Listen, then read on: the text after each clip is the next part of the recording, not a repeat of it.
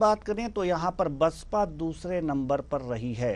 रविंद्र सिंह जी, क्या लगता है कि इस बार आप पहले नंबर पर कैसे चले जाएंगे? पिछले लोकसभा चुनाव में दूसरे नंबर पर बसपा थी। क्या लगता है आपको कि मेनका गांधी को टक्कर देने के लिए सपा काफ़ी है या इंडी गठबंधन इसमें सहयोग करेगा? दूसरे या तीसरे नंबर पहले नंबर पर आप पहुंच जाएंगे? क्या गणित कहता है आपका? गांधी जी को हराने के लिए भारतीय जनता पार्टी काफी है। सुल्तानपुर में उनके पुत्र पूरी मेहनत कर रहे हैं उनको हराने में। जो भारतीय जनता पार्टी का स्थानीय कैडर है पूरी मेहनत कर रहा है उनको हराने में। भारतीय जनता पार्टी का वो कैडर जो कांग्रेस से घृणा करता है, इस बार वरुण गांधी जी को निकाल दिया है और श्रीमती मेनका गांधी जी को हरा के बाहर कर देना चाहता है। दूसरा गणित यह है कि चंद्रभद्र सिंह, सोनू भाई और मोनू भाई वो हमारे साथ आ चुके हैं। उनका एक अच्छा खासा प्रभाव है सुल्तानपुर में। वो हमारे लिए प्रचार कर रहे हैं और श्रीमती मेनका गांधी को हराने में पुरजोर लगा दिया है। सारे आंकड़े जो हैं श्रीमती मेनका गांधी के खिलाफ हैं। अब आते हैं मूल जो हमारा चुनाव हो रहा है पूर्वी उत्तर प्रदेश के 14 लोकसभा सीटों पे, एक विधानसभा के उपचुनाव के सीट पे 15 चुनाव हो रहे हैं। जो मुख्य मुद्दा है पूर्वी उत्तर प्रदेश का बेरोजगारी, करीब करीब 69,000 सदर शिक्षक लगातार एक साल से धरने पे बैठे हैं, 3 साल से प्रदर्शन कर रहे हैं। 1.5 लाख बच्चे, 1.5 करोड़ बच्चे पेपर लीक का शिकार हो गए। 38 लाख बच्चों का पेट एग्जाम दिया उनको, उसके बाद से कोई भर्ती परीक्षा नहीं निकाली।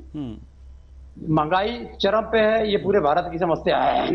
किसानों की समस्या बहुत विकट है, खाद पानी बिजली सारी तो है ही है, लेकिन जो यहाँ पर चुट्टा पशुओं की है वो बहुत बड़ी विकट समस्या है।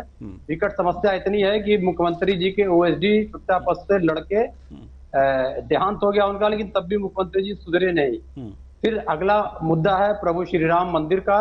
जो प्रभु श्री राम मंदिर के लिए जिन लोगों ने प्रयत्न किया था सबको इन लोगों ने इग्नोर कर दिया, खाली चंदा खोरों को वहां पर लाके बैठा दिया। अगला जो सबसे महत्वपूर्ण मुद्दा है क्षत्रियों की नाराजगी का। रूपाला नाम का एक अपराधी है, सांसद भी है, उसको टिकट भी दिया भारतीय जनता पार्टी ने। उसने क्षत्रियों, महिलाओं को, बच्चियों को, बहुओं को पे अभद्र टिप्पणियां किया।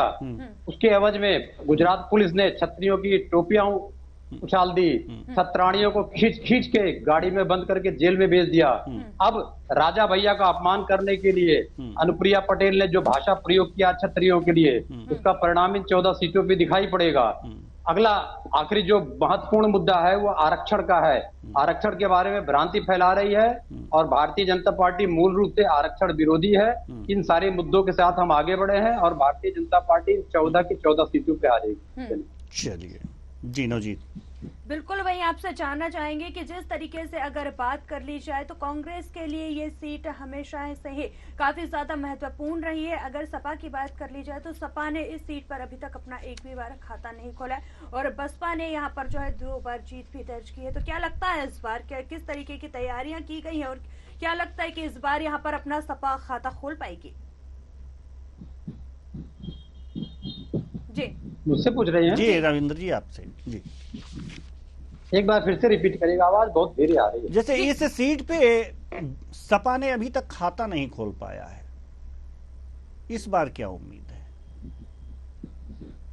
मैंने आपको कहा कि जो 14 सीटें हो रही हैं, जो उपचुनाव हो रहा है उस उपचुनाव में तो हमारे प्रत्याशी का ही देहांत हो गया था।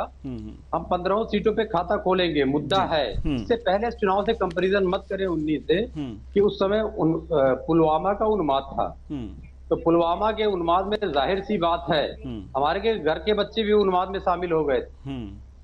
तो वो मुद्दा नहीं है। इस बार का मुद्दा मैंने आपको गिनाया। जी ठीक है। इस बार के मुद्दे में और भारतीय जनता पार्टी किसी भी मुद्दे को छूने के लिए तैयार नहीं है। वो लोग क्या छू रहे हैं? पाकिस्तान, अफगानिस्तान, पाक अधिकृत कश्मीर, औरतों का जेवर, मंगलसूत्र, ठीक है, विरासत टैक्स, जनता से जुड़े मुद्दे की बात ही नहीं कर रहे हैं। इसलिए नाराजगी है। तो हम 14 के 14 सीटों को जीतेंगे।